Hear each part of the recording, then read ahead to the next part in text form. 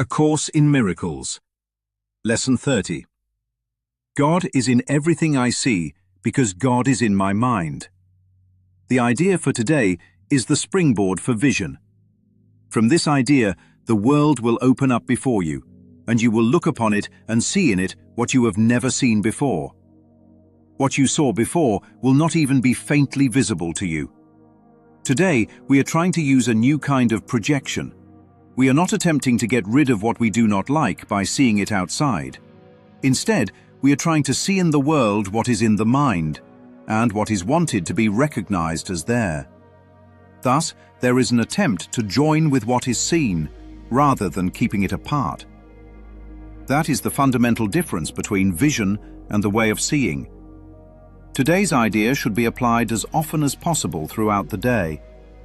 Whenever there is a moment or so, repeat it slowly, looking about and trying to realize that the idea applies to everything that is seen now, or could be seen now if it were within the range of sight. Real vision is not limited to concepts such as near and far. To help in becoming used to this idea, think of things beyond the present range as well as those that can actually be seen, as today's idea is applied. Real vision is not only unlimited by space and distance, it does not depend on the body's eyes at all. The mind is its only source. To aid in becoming more accustomed to this idea, devote several practice periods to applying today's idea with the eyes closed, using whatever subjects come to mind, and looking within rather than without. Today's idea applies equally to both. God didn't move in. You finally stopped looking outside. Lesson 30 is not making a theological claim. It is correcting a category error. God is in everything I see because God is in my mind is not saying where God lives. It is saying where seeing happens. The world does not contain God. The mind contains the world. That one reversal collapses heaven, distance, waiting, hierarchy, intermediaries, and special access. If God is in the mind, separation cannot exist, not spiritually, not spatially, not temporally. Because the mind goes everywhere the body appears to go. The fundamental difference between vision and seeing.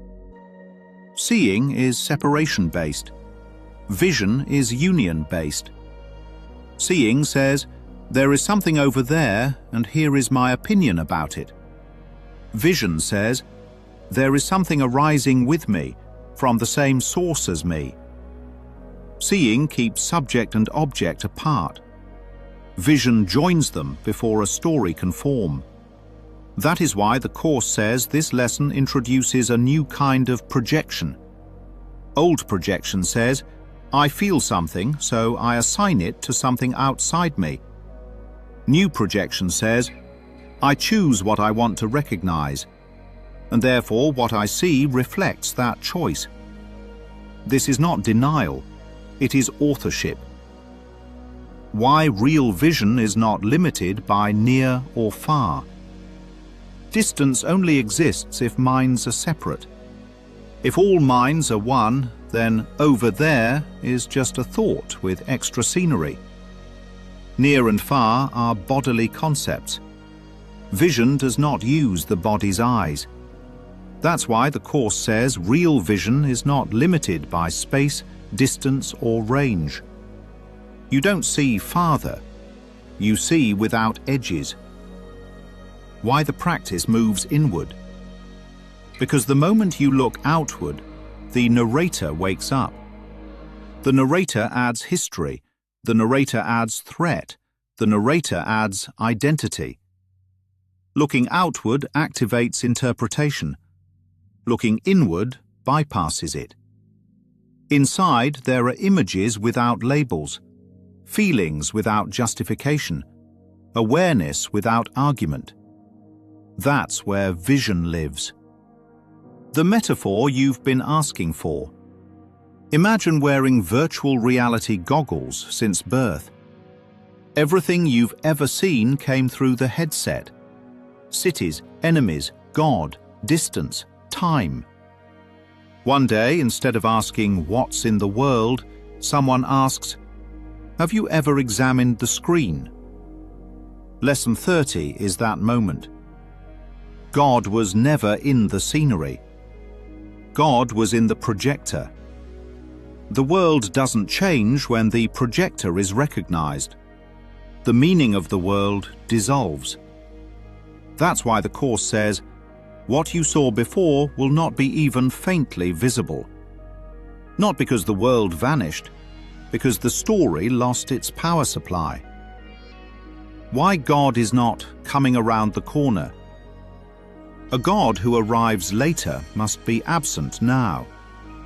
A God who travels through space must be separate from the mind. Lesson 30 quietly detonates both ideas. If God is in the mind, God does not approach. God does not withdraw. God does not wait for worthiness. God is the condition of seeing itself. Where else would God be? This lesson doesn't ask you to believe anything new. It asks you to stop outsourcing vision. When you stop looking for God out there, you don't find God in here.